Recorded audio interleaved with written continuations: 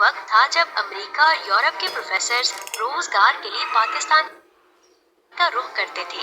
जब कराची का साहिल दुनिया के 10 शानदार साहिलों में से एक था, जब सफारतकार गोरे हफ्ता और इतवार का दिन बीच की गर्म रेत पर लेटकर गुजारते थे, जब जापान, यूरोप और अमेरिका से महंगी गाड़ियां कराची आती और कराची के सेठ बाकायदा बोली देकर ये गाड़ियां खरीदते थे, जब सफारतकार रिटायरमेंट के बाद कराची में कयाम के मंसूबे बनाते थे। मजीद जानने से पहले वीडियो को लाइक कर दें और चैनल को सब्सक्राइब कर दें और बेल आइकन का बटन दबाना मत भूलें। कराची 60 की दहाई में दुनिया के बेहतरीन शहरों में शुमार होता था। ये पुरअमन तरीन शहर था। दुनिया जहाँ के सफारतकार और सयाह शहर में घूमते फिरते रहते थे। होटल्स, डिस्कोस और बाजार आबाद थे। कराची का साहिल दुनिया के 10 शानदार साहिलों में से एक था। PIA दुनिया की 4 बड़ी एयरलाइंस में शुमार होती थी।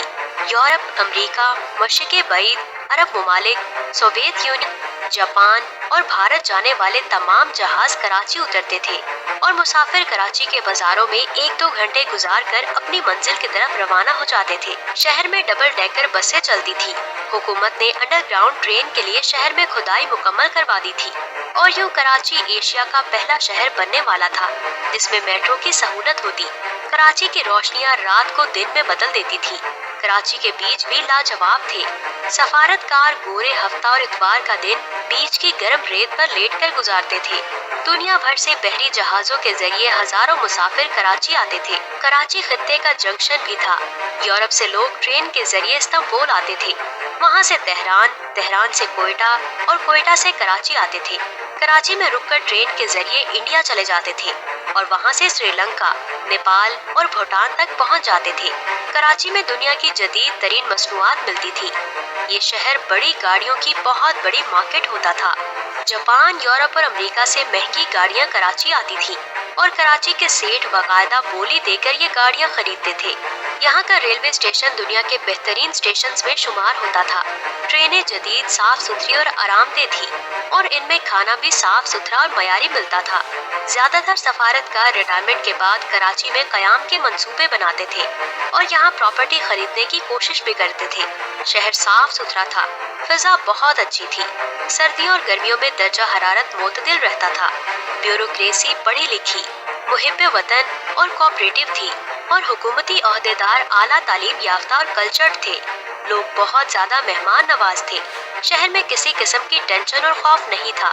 कराची के किसी सफारत खाने के सामने सिक्योरिटी गार्ड या पुलिस नहीं होती थी। सफारतकार अपने हाथ से सफारत खाने का गेट खोलते और बंद करते थे। पाकिस्तान के लिए किसी मुल्क के वीजे की जरूरत नहीं होती थी। पाकिस्तानी शहरी जहाज में सवार होते थे, यूरोप के ममालिक में उतरते थे और इन्हें एयरपोर्ट पर वीजा मिल जाता था। इसकी वजह बहुत दिलचस्प थी। पाकिस्तान उस वक्त दुनिया का वाहिद मुल्क था जिसमें सिर्फ उन लोगों को पासपोर्ट दिया जाता था जो वाकई ही जेन्युइन मुसाफिर होते थे। पाकिस्तानी शहरियों को पासपोर्ट के हसूल के लिए अपने खुशहाल होने, साहिबे जायदाद होने और सफर की वजूहात के सबूत देना पड़ते थे। कराची का मयार तालीम पूरे खित्ते में बुलंद था। तालिब इल्म यूरोप, अरब ममालिक, अफ्रीका, मशरिक़ बईद, ईरान, अफगानिस्तान और चीन से तालीम हासिल करने के लिए पाकिस्तान में आते थे और कराची और लाहौर के कॉलेजेस और यूनिवर्सिटीज में दाखिल हो जाते थे। अमेरिका और यूरोप के प्रोफेसर्स रोजगार के लिए पाकिस्तान का रुख करते थे। कराची शहर में 1000 के करीब गैर मुल्की डॉक्टर, तबीब और प्रोफेसर्स थे। पाकिस्तान का बैंकिंग सिस्टम जदीद और फॉल प्रूफ था। बिजली, टेलीफोन और गैस का इंतजाम बहुत अच्छा था। सीवरेज सिस्टम शानदार था। कराची में बारिश के आध घंटे बाद सड़कें खुश्क हो जाती थी। रोजगार के मौके आम थे। फैक्ट्रियां लग रही थी और माल एक्सपोर्ट हो रहा था। टेलीविजन नया नया आया था।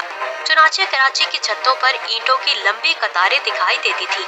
वर्ल्ड बैंक और IMF के ओहदेदार उस वक्त अमेरिकी एम्बेसी आते और सफारतकारों से कहते थे, तुम किसी तरह पाकिस्तानी हुकूमत को कर्जा लेने पर मजबूर करो। सफारतकार वजीर खजाना से बात करते तो वो कहता, हमें जरूरत ही नहीं, हम पैसे लेकर क्या करेंगे। तब सफारतकार एक दूसरे से कहते, क्या 1980 तक कराची दुनिया का सबसे बड़ा और तरक्की याफ्ता शहर होगा। तो दोस्तों आज के लिए इतना।